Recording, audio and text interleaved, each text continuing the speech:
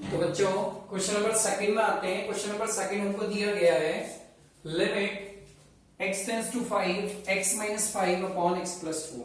फिर से मैं वही सजेशन दूंगा कि जिसने चैप्टर का इंट्रोडक्शन पार्ट नहीं देखा तो उसको इंट्रोडक्शन पार्ट देखना जरूरी है, तभी उसको आगे समझ में आएगा बेसिक कॉन्सेप्ट। आगे बढ़ते हैं। तो हमने इंट्रोडक्शन पार्ट में बात कही थी कि अगर हम इस x की वैल्यू को डायरेक्टली क्या करें, यहां पुट कर दें और अगर हमारी वैल्यू जो है क्या हो जाए, अनडिफाइंड हो जाए, तो हम क्या करते हैं, कोई दूसरा तरीका निकालते हैं इसे सॉल्व करने के लिए। क्या करते हैं, दूसरा तरीका निकालते हैं सॉल्व करने के लिए।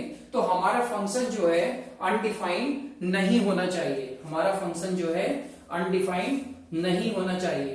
तो अगर मैं वैल्यू डायरेक्टली पुट करता हूं, सो टेकिंग लिमिट, अगर लिमिट को लिया जाए तो मैं लिख सकता हूं 5 minus 5 upon X plus 2 equal to 0, sorry 5 plus 2 upon 0 upon 7।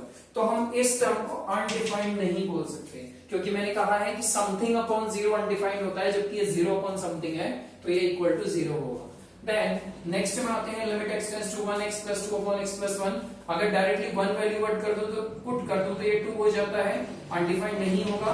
तो डायरेक्टली टेकिंग लिमिट करेंगे और अगर वैल्यू पुट कर दी जाए तो x plus 1 upon x plus, sorry अगर वैल्यू पुट कर दी जाए 1 plus 2 upon 1 plus 1, it becomes 3/2। So answer is 3/2।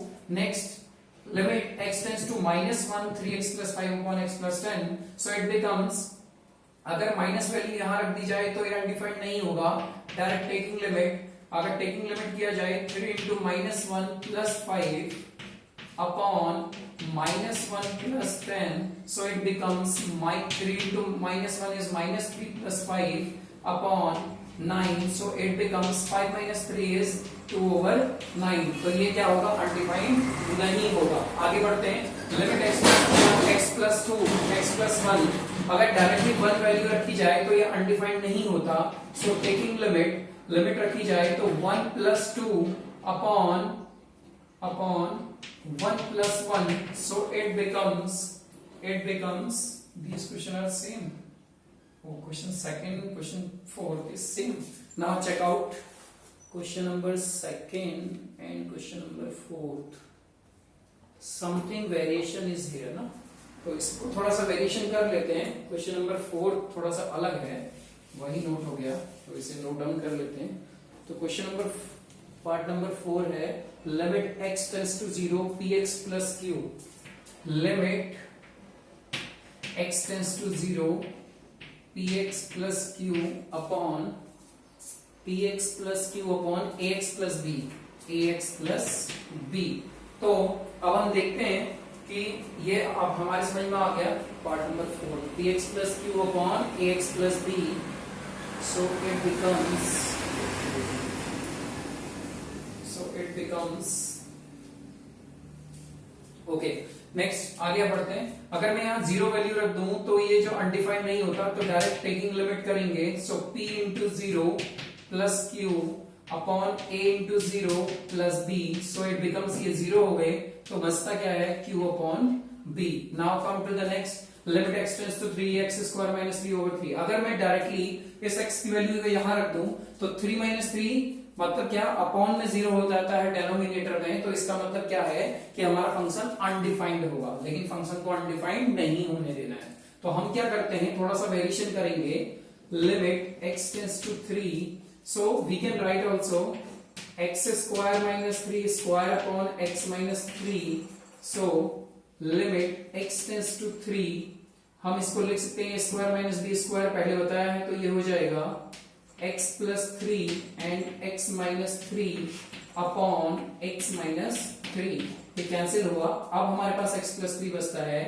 Limit x tends to 3, so x plus 3। अब हम डायरेक्टली लिमिट रख सकते हैं। टेकिंग लिमिट अगर हम रखें तो हमें मिलता है कितना, 3 plus 3 it becomes 6। Now come to the next question, part number 6। Part number 6 देखते हैं। Limit x tends to -5, so it becomes this. ये सिमिलर क्वेश्चन है इसकी तरह, तो हम इसे कर सकते हैं। Limit x tends to -5। अगर मैं इस -5 को यहां रखूं तो -5 चेक कर लें कि -5 है या नहीं, एक बार चेक कर लेते हैं। तो question number is 5, it becomes -5 और बीच में प्लस। तो हम यहाँ देखते हैं कि यहाँ प्लस दिया गया है। अब अगर इस -5 को यहाँ रखूं तो फंक्शन अनडिफाइंड हो जाएगा, तो मुझे कुछ ऐसा करना है कि फंक्शन अनडिफाइंड ना हो। तो हम क्या करते हैं, इसको लिख लेते हैं x square minus 5 square upon x plus 5। So ये जो वैल्यू है ये a square minus b square फिर वही सेम हो गया। So limit x tends to -5, तो ये हो गया हमारा x प्लस 5 और x minus 5 upon x plus 5। So cancel out हुआ, ये बनता है limit x tends to -5, so becomes x minus 5। अगर वैल्यू डायरेक्ट लिमिट पुट कर लें तो हमें मिलता है -5 minus 5, it becomes -10। Pause the video to note it down. तो बच्चों अगले क्वेश्चन में आते हैं, क्वेश्चन नंबर जी, जिसमें दिया गया limit x tends to 2x square minus x minus 2 upon x square minus 3x plus 2। अब हम जो है अपनी प्रीवियस क्लास को थोड़ा सा रिवाइज करें तो हम जो है प्रीवियस क्लास में क्वाड्रेटिक इक्वेशन को पढ़ चुके हैं, जिसे कहते हैं द्विघात समीकरण। तो अगर हम यहाँ ध्यान दें तो ये क्वाड्रेटिक फॉर्म में है, जिसे मुझे लगता है कि आपको इसे जो है इसके फैक्टर करना आता होगा। अगर नहीं आता मैं कोई रिवाइज करवा देता हूँ आपको कि इसके फैक्टर कैसे किए जाएं।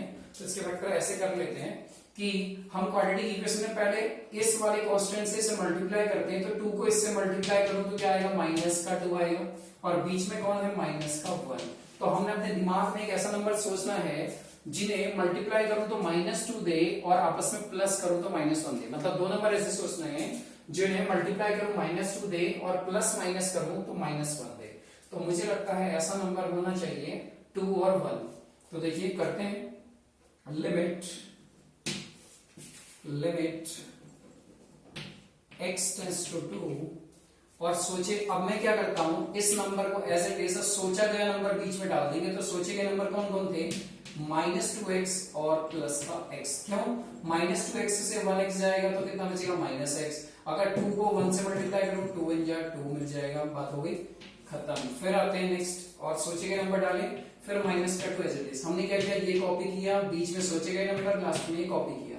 आगे आते हैं, अब सेम एज नीचे करेंगे, मल्टीप्लाई करके 2i और प्लस माइनस करके। फिर से बता देता हूं कि पहले हम इस 2 को इस 1 से मल्टीप्लाई करते हैं, मल्टीप्लाई करके 2 आएगा, क्योंकि यहाँ कुछ नहीं है तो 1 होगा। तो 2 × 2 मल्टीप्लाई करके 2i, और बीच वाला प्लस माइनस करके माइनस का 3i।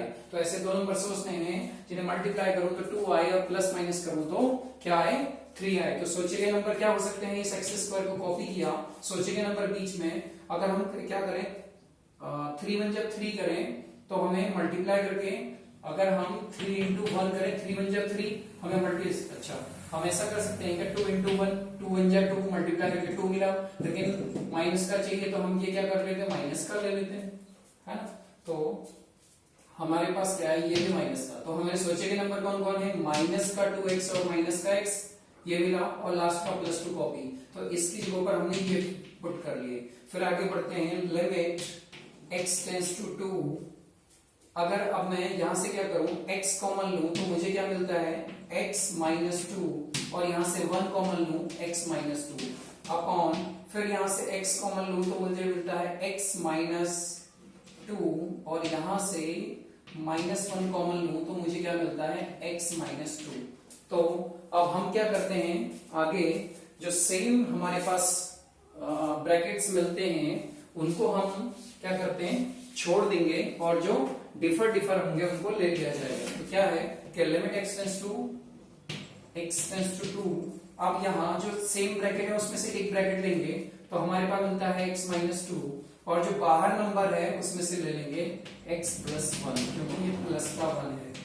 उसके बाद सेम ब्रैकेट से एक नंबर लेंगे अपॉन सेम ब्रैकेट से x -2, और यहां से लेंगे एक x -1। अब हम देखते हैं x -2 से x -2 कैंसिल हुआ, तो बचता क्या है हमारे पास, limit x tends to 2, x +1 in numerator and x -1 in denominator. अब अगर डायरेक्ट हम टेकिंग लिमिट करें तो हम डायरेक्ट कर सकते हैं। तो हमें मिलता क्या है रिजल्टेंट, यहाँ 2 रखेंगे 2 + 1, यहाँ 2 रखेंगे 2 - 1, इट बिकम्स 3। सो इसका आंसर हो जाता है 3। Now come to the next question, बहुत आसान है, पहले किया है ये टाइप। तो हम क्या करते हैं, लिमिट x टेंड्स टू 1/3। मैंने पहले बोला है कि अगर इस वैल्यू को यहां रख दिया जाए, अगर फंक्शन अनडिफाइंड हो तो मतलब हम गलत हैं। तो अगर मैं यहाँ 3 रख दूं तो मतलब 3 इंटू 1/3 इट बिकम्स 1 और 1 माइनस 1 इज 0। तो अगर मैं डायरेक्ट लिमिट पुट कर दूं तो ये क्या हो जाएगा, अनडिफाइंड। तो हम ऐसा नहीं करेंगे। क्या मैं इसको ऐसा लिख सकता हूं, 3x होल स्क्वायर, क्योंकि होल स्क्वायर में 9 मिलेगा, -1 एज इट इज, फिर 3x माइनस 1 अपनी जगह। फिर आगे बढ़ते हैं, limit x tends to 1/3, x tends to 1/3। तो ये अगर ये हमारे पास 3x का होल स्क्वायर है, अगर मैं इसमें स्क्वायर लगा दूं तो कोई वेरिएशन नहीं आता, और लगा भी सकता हूं, क्यों, क्योंकि कोई वेरिएशन नहीं आ रहा इसलिए। तो ये हो गया a square minus b square, so a plus b minus b, it becomes 3x plus 1, 3x minus 1 upon 3x minus 1। So after the cancel out, limit x tends to 1/3 हमें मिलता है 3x प्लस 1। अगर अब हम taking limit वाला काम करें तो x की जगह पे 1/3, so 3 into 1/3 becomes plus 1, so it becomes यहाँ इक्वल टू, और यहाँ taking limit, so equal to 1 plus 1 equals to 2। Pause the video to note it down.